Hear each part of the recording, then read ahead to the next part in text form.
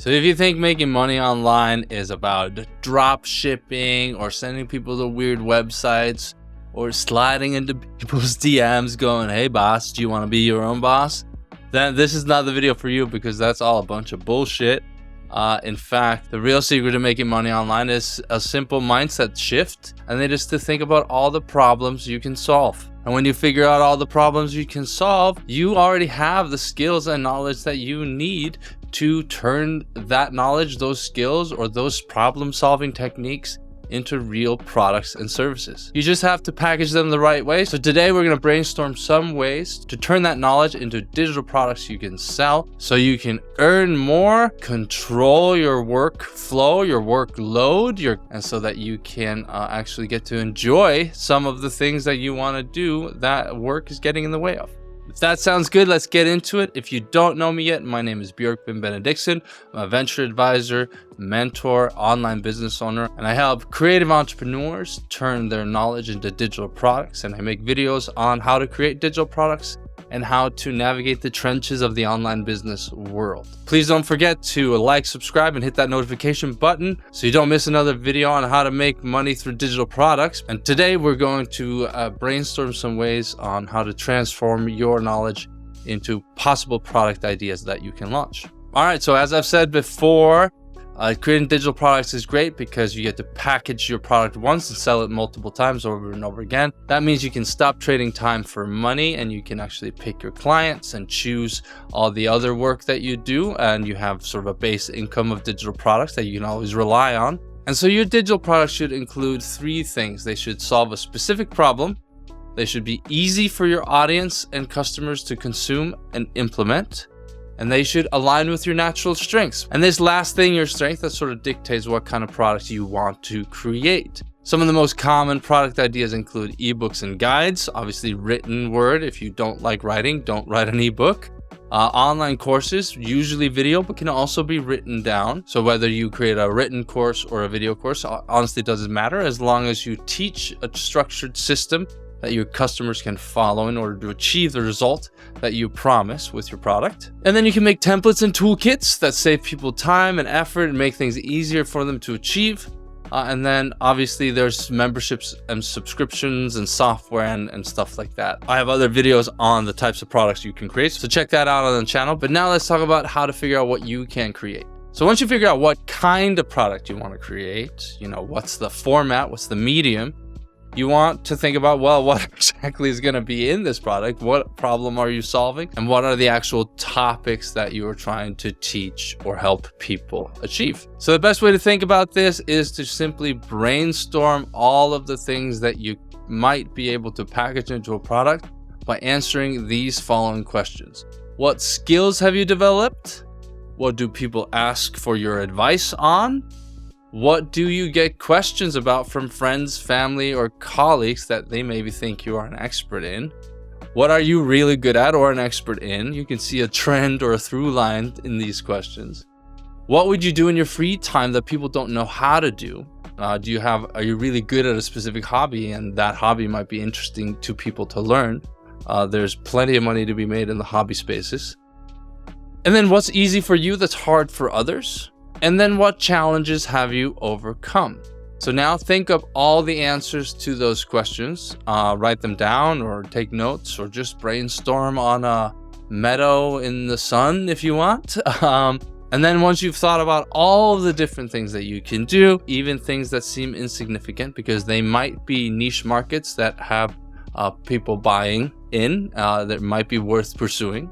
Identify the skills that others struggle with. What's easy for you that's hard for others. Look at what other people ask for your help with, because it might be that you've been doing a bunch of work for free and you could have charged for that all this time. So think of that. If you're giving out expert advice, maybe there are people out there that will pay for it, especially if you keep getting the same questions. If you keep getting the same questions over and over again, there is demand. One of the reasons I make all these YouTube videos is because I've been getting these questions all the time throughout the years. I've lectured on these topics over and over and over again. And so having them on my channel is a great way for me to help other people, to answer their questions, solve their problems ahead of time, and then If you want my help, I can help you create your digital products with you if that's something that you'd be interested in doing. And then the tricky part is finding the intersection of passion and profit. What do you love that people actually want to pay for? For me, audio engineering was one of my biggest skills. So I built Audio Issues, a business I run in the audio industry. And I help people, musicians and producers, make better sounding music by teaching them audio engineering so they can make great music from their home studios. From there, I became a business mentor, a venture advisor, and teacher in the entrepreneurship program at the university here in town. And so now I'm doing these sorts of videos for those people that are asking me those questions, because having built a business in my first skill, audio engineering, I now learned a lot of skills in the business and marketing and entrepreneurship world that I'm now paying it for. Now, just because you're good at something does not necessarily mean that it's the right business for you. For instance, I love cooking. I think I'm a pretty good cook. My mom taught me really well.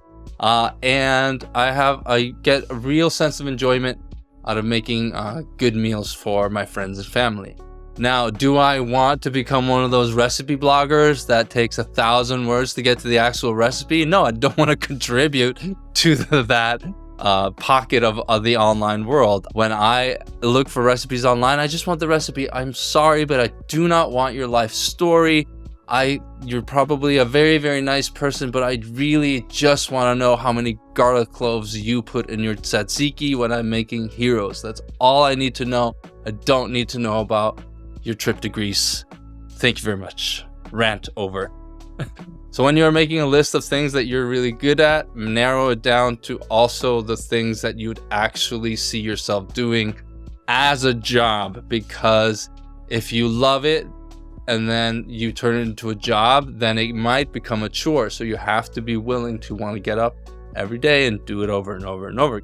Out of all the questions that we lined up at the beginning here, one of the things that I really want you to pay attention to is the challenge question. What challenges have you overcome that you may be able to help others overcome as well? This can be very, very powerful, because if you've overcome a difficult challenge, this might be something that is very marketable and can be very profitable for you.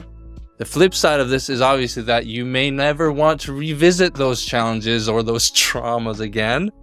So take that with a grain of salt. It can be very, very powerful. But again, if you don't want to make that into a job, don't pick those topics. For instance, although I might mention them from time to time, they are not something I want to turn into a business. For example, I'm Icelandic. I've lived in the US for 15 years, but born and raised in Hafnarfjörður, Iceland. But I became a US citizen in 2020. That process was insanely complicated. The amount of paperwork, the amount of hoops, the amount of red tape you have to go through in order to naturalize as a citizen in the United States is exhausting. The stacks of paperwork I never want to see again. Is that a challenge that I could very easily turn into possibly a business helping others get through that process? Absolutely. Is that an opportunity? For sure. Do I want to do that? No. Hell no. I never want to see those immigration forms ever again. Another example is my alcohol freeness. I've been alcohol free for over 2 years now, and it's one of the best decisions I ever made for both my personal life and my professional career. But that's sort of more of a personal journey for me. I mention it all the time, and I'm very passionate about it, and I've helped others, just in sort of passing, sort of get to the point where they're maybe deciding to go alcohol free. And I've seen tons of personalities online that have built brands around their sobriety, helping others overcome challenges with addiction, with alcoholism, things of that nature. But that is not me. That's not something I'd like to do. I'd love to help out just randomly, sort of ad hoc. And if any of your viewers out there are actually interested in that and would like some advice on how to get there, how to break free of that sort of alcohol culture, I'd be happy to make a video about that, but I'm not going to make a business around it. So now I've given you a bunch of questions, things to think about and brainstorm, and I've given you some personal examples from my professional career. And so now it's your turn. Take 5 minutes to answer these questions and sort of narrow down what you think you can turn into a product. So before we leave, let's recap those questions. What skills have you developed? What do people naturally ask you for advice on? What are you really good at? What would you do in your free time that others don't know how to do? What's easy for you that's hard for others? And what challenges have you overcome? Write down at least 20 to 30 ideas, then go through them and see what stands out. Workshop them with other people. If you already have clients and you're already working in a skill that you've already developed, maybe this is a no-brainer for you. Maybe it's really, really easy to see what product you want to create. But if not, these questions may be super helpful to guide you along the way. All right, so if this video gave you clarity and you found it useful, make sure to hit that like button, subscribe to the channel, hit the notification button too so you don't miss another video about the online business, creating digital products, and turning some of your marketing systems on autopilot. Thank you so much for watching. I'm Björkman Benediktsson. I'll see you later.